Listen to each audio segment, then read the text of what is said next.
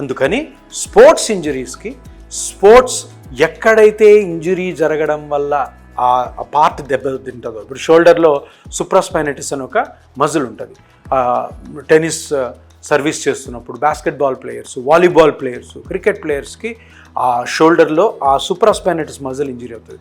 దాన్ని ఆపరేషన్ చేసి కుట్టడం కానీ జరిగింది అంటే, ఆర్థ్రోస్కోపిక్ కానీ ఏదైనా కానీ, అది మళ్ళీ సెట్ అవ్వచ్చు కానీ స్పోర్ట్స్కి సెట్ కాదు. ఎందుకంటే మళ్ళీ అదే శక్తితోటి నువ్వు మళ్ళీ ఆడాలి అంటే బెస్ట్ మార్గము వరల్డ్ వైడ్ ప్రాక్టీస్ చేసేది పిఆర్పి థెరపీ. అంటే ఇది ఒక్కటే బెస్ట్ అని కాదు, ఇది చాలా స్టడీస్లో సర్జరీస్ కంటే బెటర్ అని చాలా మటుకు తేలింది. అది మేము కూడా ఇప్పుడు ప్రాక్టీస్ చేస్తున్నాము. ఇపియాన్ rehabilitation, sports rehabilitation centre Jubilee చెక్పోస్ట్లో ఉంది. అక్కడ మంచి టీం ఉంది. ఆ టీంలో రంజీ ప్లేయర్స్ ఉన్నారు, యాజ్ ఎ ఫిజియోథెరపిస్టులు, ప్లస్ ఆల్సో మంచి ఎక్విప్మెంట్ ఉంది.